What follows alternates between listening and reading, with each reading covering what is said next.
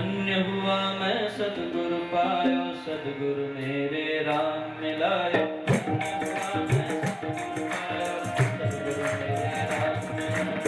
धन्य हुआ मैं सतगुरु पायो, सतगुरु मेरे राम मिलायो। धन्य हुआ मैं सतगुरु पायो, धन्य हुआ मैं सतगुरु पायो, धन्य हुआ मैं सतगुरु पायो, धन्य हुआ मैं सतगुरु पायो।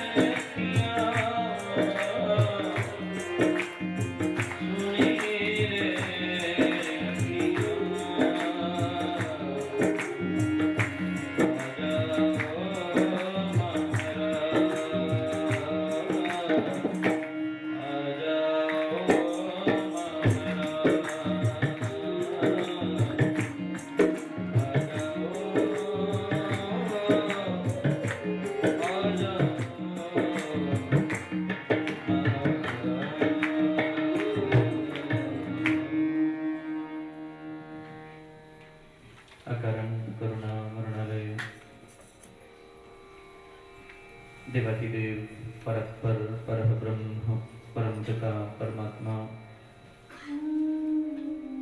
व पूज्य गुरुजनों की भावमयी दिव्याति दिव्य अति पावन रमणीय सूक्ष्म उपस्थिति में उपस्थित मेरी निजात्मा स्वरूप ज्योतिर्मयी प्रकाशमयी चैतन्यमयी अति पावन दिव्यात्माओं, आप सबके भीतर विद्यमान सर्वनियंता सर्वव्यापक सर्वशक्तिमान अखिल ब्रह्मांड नायक जगदाधार सर्वेश्वर सर्वभूतात्मा अखिलेश्वर परमेश्वर को मेरे हृदय से कोटि कोटि नमन स्वीकार कीजिएगा, स्वीकार कीजिएगा।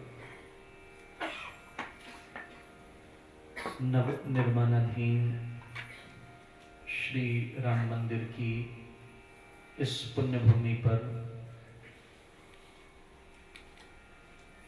हम सब अपना गिलहरी जैसा सहयोग देने के लिए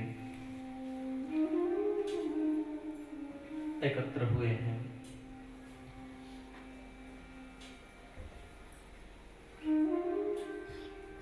उस गिलहरी को इस भूमि पर आओ तो जरूर याद करना, who was patronized by Lord Ram herself, जरूर याद करना उसको। जिसके छोटे से योगदान ने उसे भगवान राम की कृपा का पात्र बना दिया।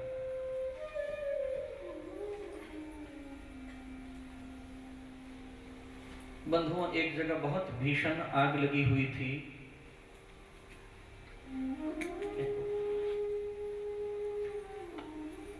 और बहुत भीषण आग में सब लोग उस आग को बुझाने का प्रयास कर रहे थे। और एक नन्ही सी चिड़िया, बहुत छोटी,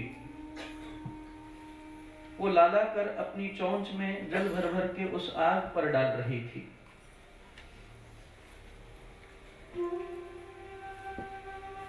लोगों ने देखा उस चिड़िया को उस तीव्र अग्नि के ऊपर चोंच में भरा हुआ जल डालते हुए।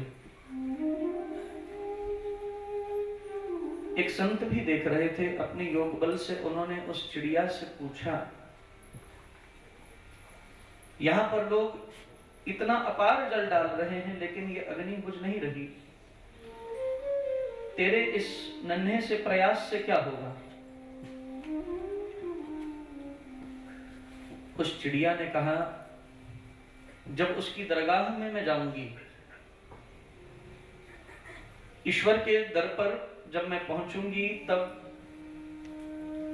वहां पर दोनों लोग खड़े होंगे, आग बुझाने वाले और आग लगाने वाले, दोनों खड़े होंगे। लेकिन मेरा प्रयास कितना भी तुच्छ क्यों ना हो, मुझे खड़ने का स्थान पहली बात तो उनमें मिलेगा जो आग बुझाने वाले थे, उनकी पंक्ति में खड़ी होंगी। और दूसरा,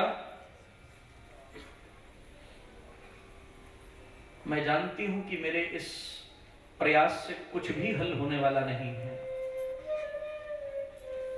लेकिन फिर भी ये प्रयास करके एक पुण्य को मैं संरक्षित कर रही हूं जो मेरे परमात्मा को अतिशय प्रिय है।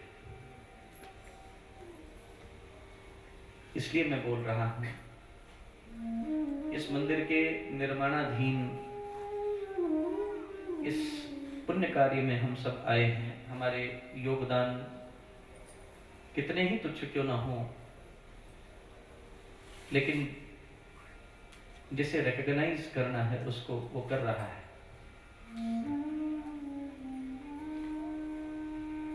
इस जगत को दिखाने के लिए नहीं, लेकिन उसकी दृष्टि में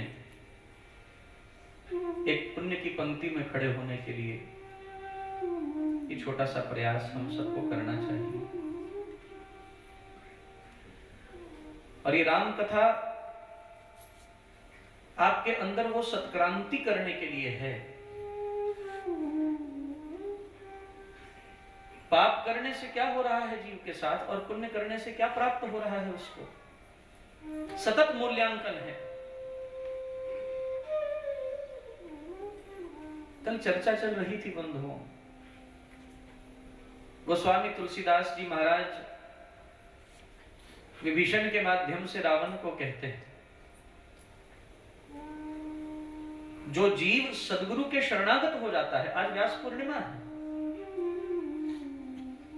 जो जीव सदगुरु के शरणागत होता है, सदगुरु के अर्पित हो जाता है, उसके अंदर स्वयमेव रूपांतरण होने लगते हैं, उसका विवेक जागृत होता है,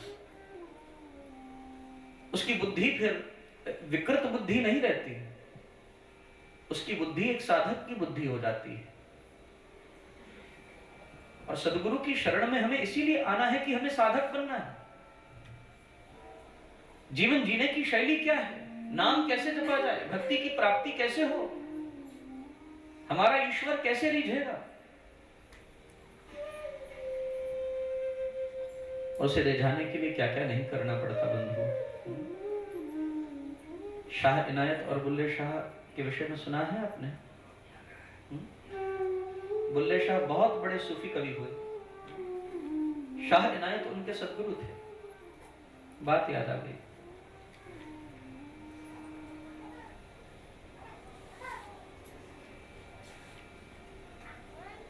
बुल्ले शाह के पास एक बार शाह इनायत गए। बुल्ले शाह बैठे कोई काम कर रहे थे और शाह इनायत को देखा, लेकिन बुल्ले शाह उस कार्य में इतने संलग्न थे कि उठे नहीं और गुरु रूठ गए। कैसा शिष्य है। लेकिन बंधुओं, मैं एक बात आपको कहना चाहूंगा, गुरु वो होता है जिसको सम्मान की अपेक्षा नहीं। गुरु कौन है? जिसको सम्मान की अपेक्षा नहीं। और शिष्य वो होता है जो सम्मान देना भूलता नहीं। मान की अपेक्षा करे वो गुरु नहीं, और मान देना भूल जाए वो शिष्य नहीं।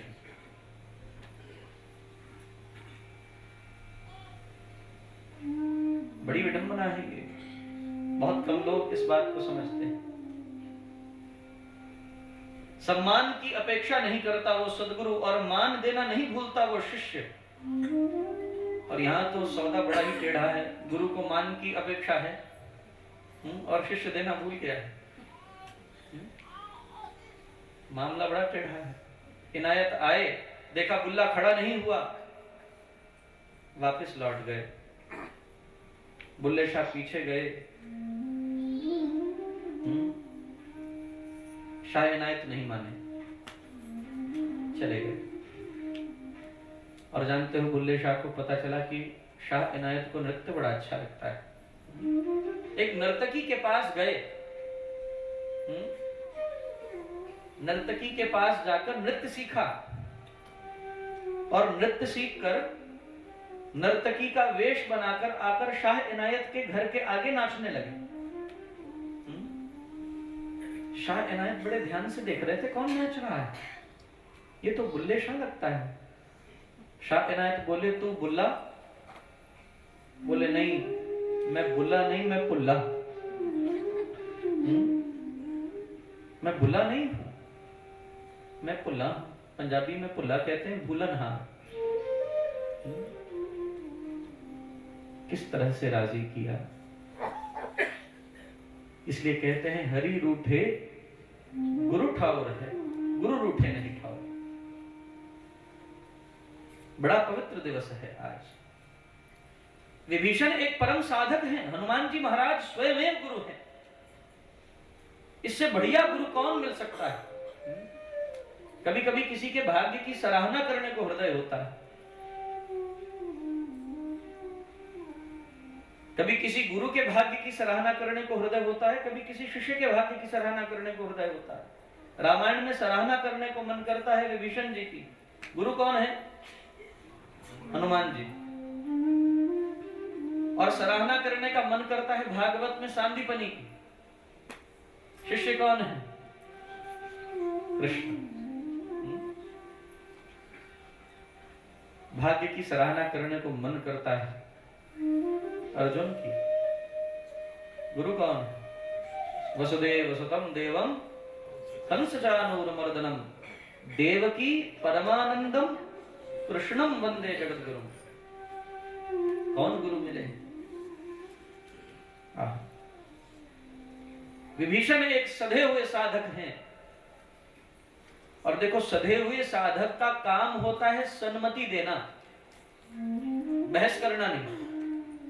वो अपना पक्ष रख सकता है, वो उलझता नहीं है किसी के साथ। And there is a very beautiful quote in English, you can disagree without disagreeing. Always remember this. हमारे यहाँ कहावत है, एक अड़ोसी पड़ोसी। बोलते हैं ना, दैनिक बोलचाल में हम बोलते हैं अड़ोसी पड़ोसी। कोई कार्य हो रहा हो, अड़ोसी पड़ोसी बुला लेना। पड़ोसी तो पता है कौन होता है, लेकिन अड़ोसी कौन होता है? बोले, जो हर काम में अड़ंगी डाले, उसको क्या बोलते हैं? वो अड़ोसी होता है। हर काम में जो आकर अड़ंगी डालता है, मानो उसको भोजन पचेगा नहीं जब तक वो अड़ंगी डालेगा नहीं। उसको बोलते हैं अड़ोसी।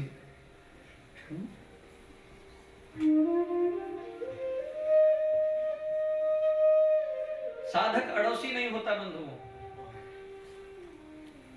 वो कहीं टांग नहीं फंसाता, वो अपना पक्ष रखता है। धर्म ये बोलता है, न्याय ये बोलता है, शास्त्र ये बोल रहा है, आगम का ये प्रमाण है। आगम बोलते हैं शास्त्र को, आगम ये बोलता है। आगम निगम का कथन क्या है, वो रखता है उस पक्ष को। लेकिन he forces nobody. Remember this. Where there are fanatic people, you will always find them, they will always try to drag people to their sect. They disagree to so many facts of life which they do not have any experience about. They have not gone on that path, but they still want to criticize it for no reason. और मैं समझता हूं ऐसा कृत्य करने वाला व्यक्ति एक साधक हो ही नहीं सकता। साधक अपना पक्ष रखता है। मैंने इन गुरुजनों से ये अनुभूति की, मैं इस स्तर पर आया, मैं आपको खुला आमंत्रण देता हूं, आप वो अनुभूति करना चाहते हो तो इस पथ पर आओ, लेकिन मैं अपना पक्ष ही रखूंगा, आपको खींचूंगा नहीं। ये साधक की भूमिका है। लेकिन फैनेटिक क्या करता है, वो बोलता है यही रास्ता है और कोई रास्ता नहीं। और जैन धर्म के परमावतार भगवान महावीर अपनी वाणी के अंदर, जिन वाणी के अंदर एक बड़ा ही सुंदर सूत्र बोलते हैं बंधुओं, जहां पर ही शब्द आ जाए ये ही रास्ता है, समझ लेना वहां धर्म है ही नहीं। ये भी एक रास्ता है, यही रास्ता नहीं है, ये भी एक रास्ता है। रामायण भी एक रास्ता है, भागवत भी एक रास्ता है, गुरु ग्रंथ साहिब भी एक रास्ता है, कुरान भी एक रास्ता है, बाइबल भी एक रास्ता है, जिनवानी भी एक रास्ता है, धम्पद भी एक रास्ता है। सब रास्ते हैं, रास्ते सब एक ही मंजिल की ओर जा रहे हैं, नाम अलग अलग है।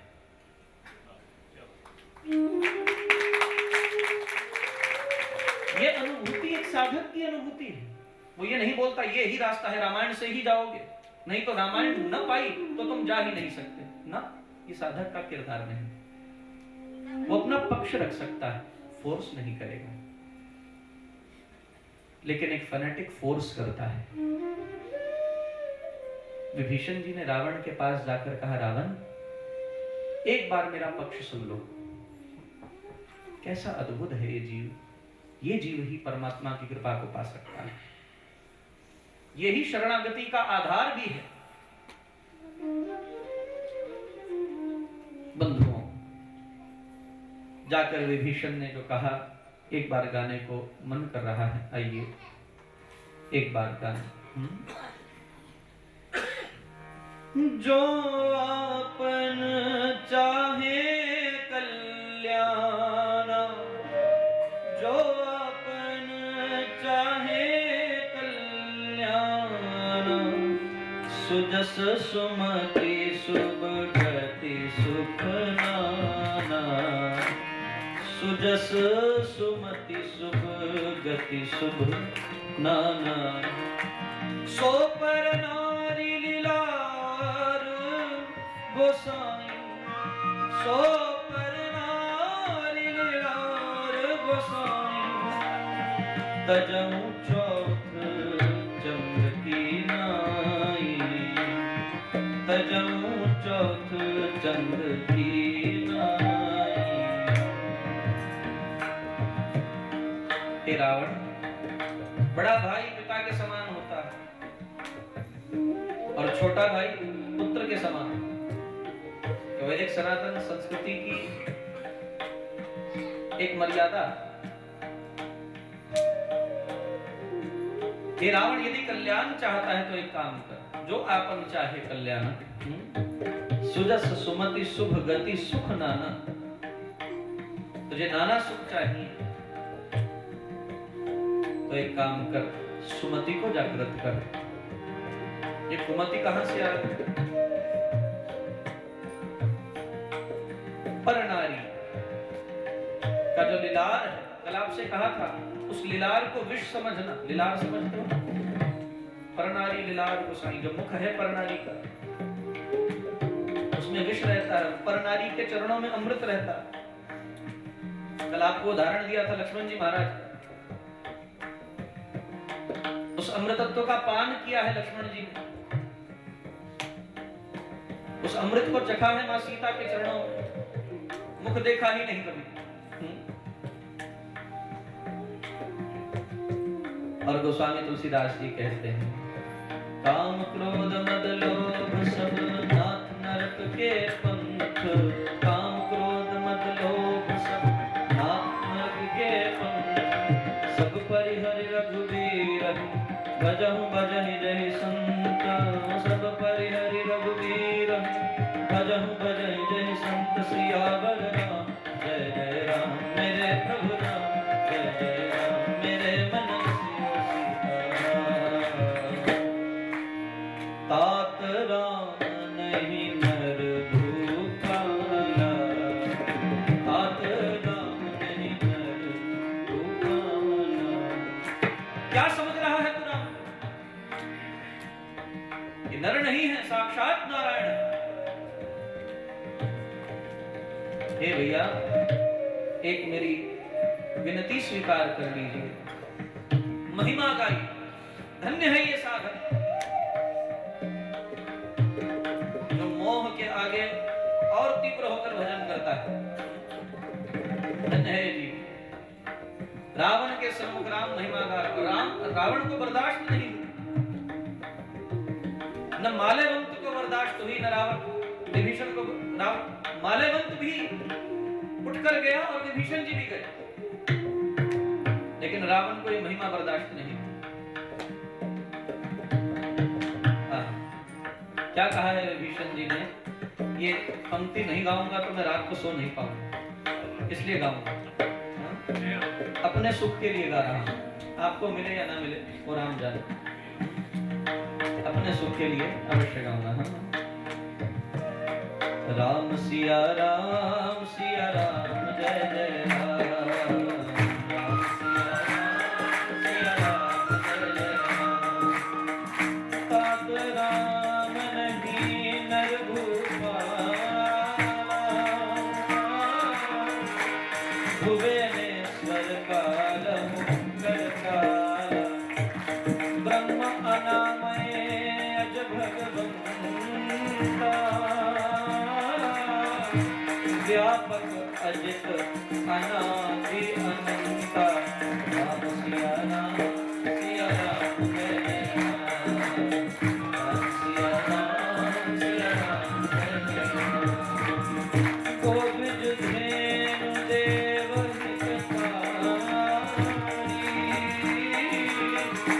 कृपा सिंधु मानुष तनु धारी, जन रंजन भंजन खल प्राता, वेद धर्म रक्षक सुन गाता। राम सिया राम जय जय राम, राम सिया राम जय जय। पाही बैर तजी नाई माता, क्या बात कही है विभीषण ने, तजई बैर नाई माथा, पैर को छोड़ दो हिला दो। मिथ्या है वाद विवाद विरोध, मिथ्या है बैर निंदा हट क्रोध, अभी पाठ करके हटे हो। ये नहीं पता कि पढ़ा ही है या कुछ समझा भी है। एक शब्द होता है पाठ और एक होता है अध्ययन, दोनों में बड़ा अंतर है। पाठ है रट लेना, पढ़ लेना, पोते को भी पढ़ाया जाता है, समझ भी आता है, लेकिन अध्ययन का अर्थ होता है पढ़ते पढ़ते समझना। हाँ? बड़ी सुंदर बात कही है विभीषण जी ने, तजई ताहि बैर तजी नाय माथा, प्रणतारित भंजन रघुनाथ, तेहु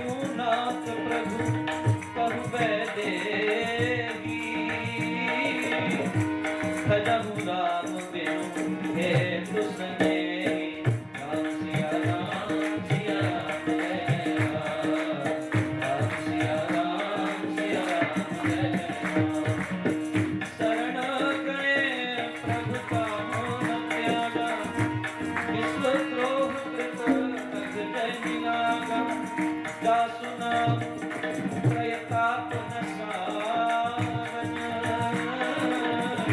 सोई प्रभु प्रगट सब सिया राम, सिया राम, सिया राम, जय जय राम, सिया राम, सिया राम, जय जय राम, सिया राम, सिया राम, जय जय राम, सिया राम, सिया राम, जय जय राम। और बंधुओं, एक निवेदन करूंगा आपसे, ये चौपाइयां, ये पाठ केवल गाने के लिए नहीं है, इसकी गहन सोच हमारे में उतरनी चाहिए। एक उदाहरण आपको जरूर दूंगा कथा में आगे बढ़ूं उससे पहले।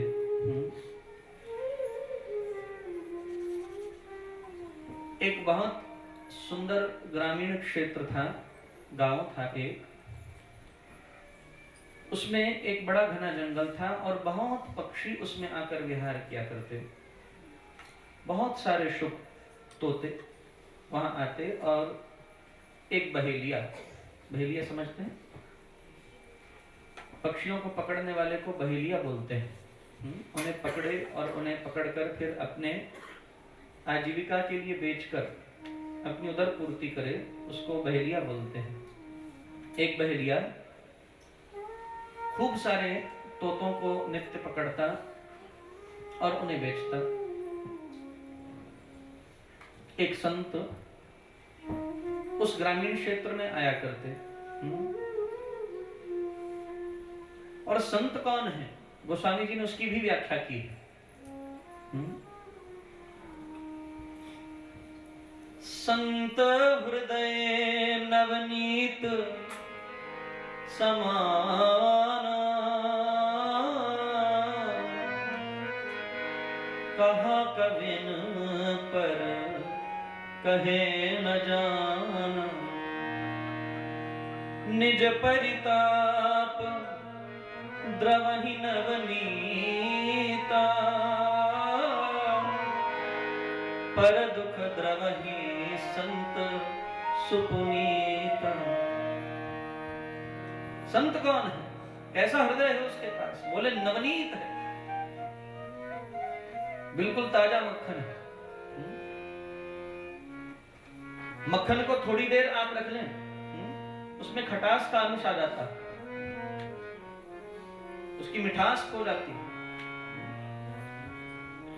लेकिन संत के अंदर कोई खटास नहीं आती, प्रभु प्रेम में मीठा, नवनीत है बिल्कुल। कहा कविन पर कहे न जाना, कवियों ने बहुत कहने की चेष्टा की लेकिन कह नहीं पाए हैं बंधुओं। निज परिताप द्रवहि नवनीता, मक्खन को ताप लगेगा तो पिघलेगा, उसको आंच पर रखा जाएगा तो पिघलता है। लेकिन बोले संत हृदय कैसा है, किसी दूसरे को ताप लग रहा है, उसको देखकर पिघल जाए वो संत है। निज परिताप द्रवहि नवनीता, पर दुख द्रवहि संत सुपुनीता। संत वहां से गुजर रहे थे, उस बहेलियों को पक्षी पकड़ते हुए उस संत ने देखा। मन में करुणा आई, मन में दया आई, बड़ा अनर्थ हो रहा है और इस बहेलियों को समझाऊंगा तो ये समझेगा नहीं, इसकी तो यह आजीविका का साधन है। This is how he earns his own bread. He won't listen to me at all. अब ये अनाचार बंद करने का तरीका क्या है? इस अनाचार को बंद करने का एक तरीका है, क्यों ना इन पक्षियों को ही, इन शुकों को ही, इन तोतों को ही समझा दिया जाए। संत के पास साधना का जो योग बल था, उस योग बल से संत ने एक बौद्धिक तोते का चयन किया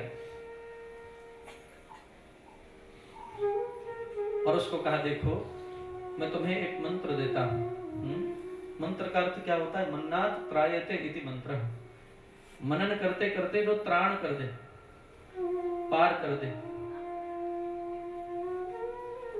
और मंत्र तो कुछ भी हो सकता है बंधुओं।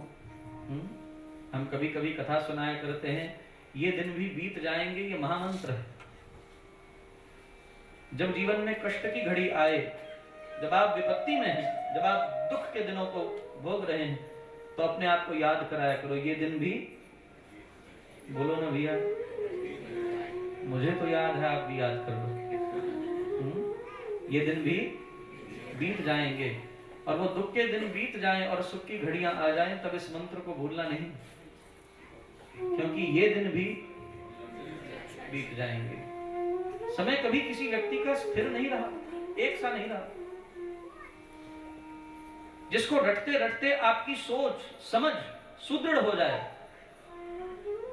और वो सोच आपका त्राण कर दे, वो सोच ही मंत्र है। संत ने उस बौद्धिक तोते को कहा कि मैं इसे एक मंत्र रटा देता हूं और तू इस मंत्र को सब तोतों को रटा देना, सबको दीक्षा दे देना इस मंत्र की। तोते ने आग्रह किया, महाराज दीजिए। संत ने कहा, बेटा ये मंत्र है, शिकारी आएगा, जाल बिछाएगा, चोगा डालेगा, हमको फंसाएगा, हम फंसेंगे नहीं। शिकारी आएगा, बोलो ना भैया, मैं कभी कभी हंसता हूं, मेरे को तो तुम भी बोलो। शिकारी आएगा, जाल बिछाएगा, चोगा डालेगा, हमको, हम, पक्की बात, कच्ची हो तो ना बोलना।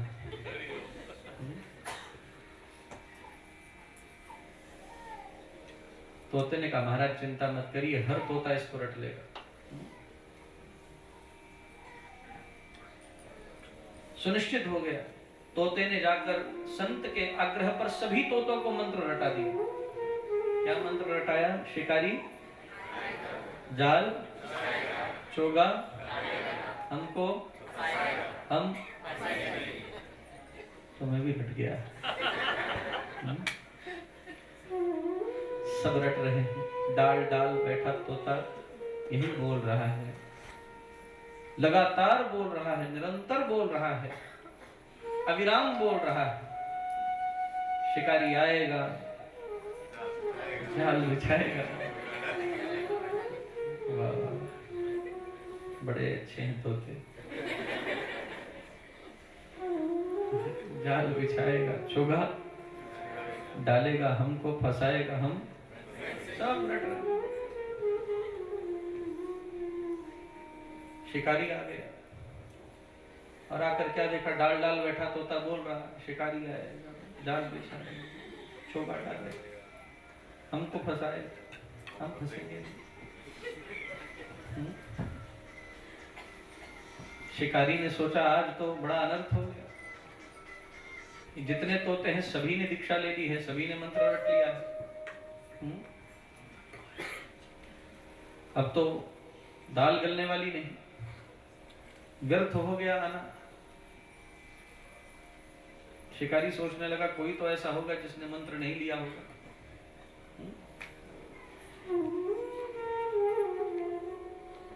उसी को मद्देनजर रख के जाल बिछा देते हैं। 10 ना सही 2 तो आएंगे। शिकारी ने जाल बिछाया और चोगा डाल दिया। अब इंतजार करने लगा और डाल डाल तोते क्या बोल रहे हैं? बोलो बोलो।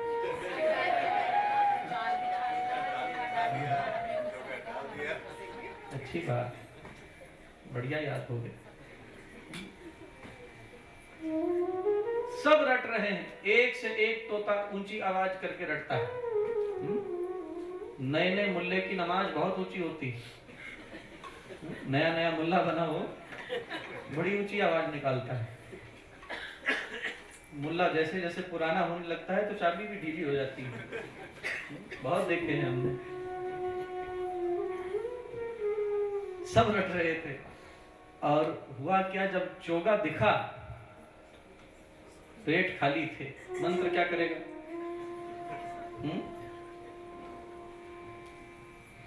एक तोता उतरा, उसके पीछे बड़े समझदार होते, उसके पीछे दूसरा, उसके पीछे, और जितने मंत्र रट रहे थे सारे के सारे उतर आए। शिकारी ने सब बांध लिए, पिंजरों में डाल दिए, सबको इकट्ठा करके जब निकलने लगा, शिकारी ने कहा इन्होंने मंत्र रटा तो है लेकिन गुढ़ा नहीं। हम मानस पढ़ रहे हैं, बस पढ़ते जा रहे हैं, लेकिन आज तक हमारे त्राण का विषय नहीं बन पाई। ये विडंबना है बंधु। काश ये हमारे त्राण का विषय बनती। पढ़ तो हम बहुत कुछ रहे हैं, इकट्ठा करते जा रहे हैं ज्ञान जो किसी काम नहीं आ रहा।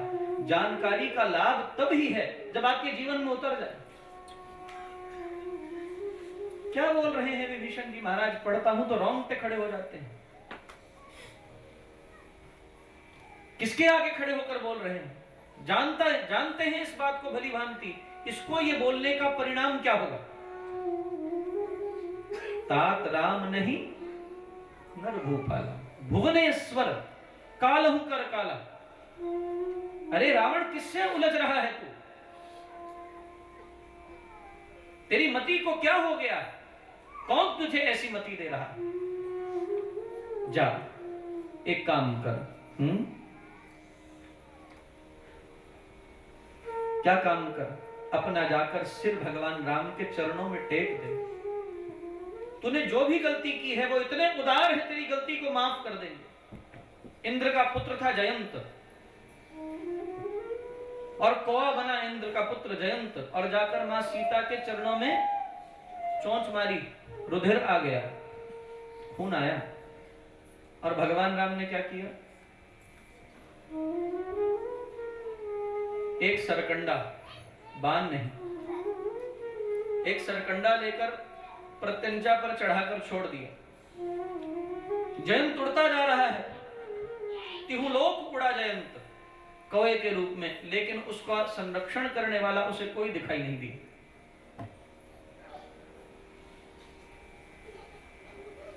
ये छोटी छोटी कथाएं जीवन में कितना बड़ा मूल्य रखती हैं। इसको समझोगे तो समझ में आएगा, नहीं तो रट तो सब कुछ लिया, पढ़ भी सारा कुछ लिया, लेकिन उसी तोते की तरह हो जिसने मंत्र रटा तो है लेकिन गुढ़ा नहीं है, उतारा नहीं है जीवन में। बंधुओं, जयंत उड़ता जा रहा है, मार्ग में नारद जी मिले। जयंत ने कहा मेरी रक्षा कीजिए। नारद जी जयंत को कहते हैं, जयंत एक काम करो, उनका बल तो देख लिया, अब जा उनकी कृपा भी देख ले। जा उनकी शरण में